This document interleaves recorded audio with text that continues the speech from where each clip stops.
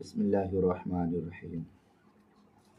کل ایک صاحب نے یہ فون کر کے مسئلہ معلوم کیا، ایک مولوی صاحب نے، کہ ایک عورت پوچھ رہی ہے کہ شیعہ کو زکوٰۃ دینے سے کیا زکوٰۃ کی ادائیگی ہو جائے گی کیا؟ تو یہاں یہ جاننا چاہیے کہ شیعہ کے جو عقائد وغیرہ ہوتے ہیں، یہ شیعہ کے عقائد عام طور پر کفر کی حد تک پہنچے ہوئے ہیں۔ عام طور پر جو آج کل کے شیعہ ہے، ان کے جو عقائد ہیں وہ حد کفر تک پہنچے ہوئے ہیں۔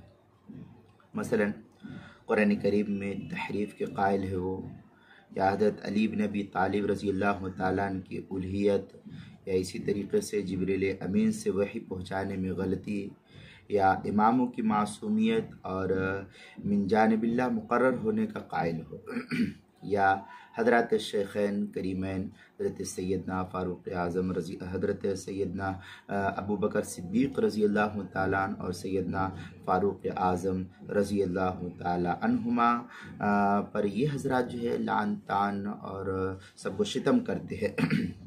حالانکہ یہ دونوں حضرات اہل سنت والجماعت کے نزدیک یہ معتبر شخصیت ہے، اور صحابہ میں سب سے پہلا درجہ حضرت صدیق اکبر کا ہے، پھر حضرت فاروق اعظم کا، پھر جو حضرت عثمان غنی کا، پھر جو حضرت علی بن ابی طالب رضی اللہ تعالیٰ عنہ مجمعین کا۔ تو یہ درجہ بدرجہ حدیث کی روشنی میں ہے، تو ان پر یہ حضرات لعن طعن کرتے ہیں۔ اسی طریقے سے حضرت عائشہ صدیقہ رضی اللہ تعالی عنہا پر بہتان باندھتے ہیں یہ لوگ۔ تو اہل سنت والجماعت سے تعلق رکھنے والے کسی بھی سنی مسلمان کا ایسے اہل تشیع جو اس مجاز کا ہے، جو اس طریقے سے اپنا عقیدہ رکھتا ہے، ان کو زکوٰۃ دینا، ایسے عقیدہ رکھنے والے شخص کو، کسی بھی مسلمان کو جو اہل سنت والجماعت میں سے ان کا زکوٰۃ دینا جائز نہیں۔ اگر آپ ان کو زکوٰۃ دیتے ہیں تو آپ کی زکوٰۃ کی ادائیگی نہیں ہوگی، آپ کے ذمے بے نہیں یہ چیز باقی رہے گی زکوٰۃ۔ چنانچہ اس مسئلے کو جو ہے جامعہ علوم الاسلامیہ علامہ محمد یوسف بنوریا ٹاؤن کے فتوے میں لکھا ہوا ہے۔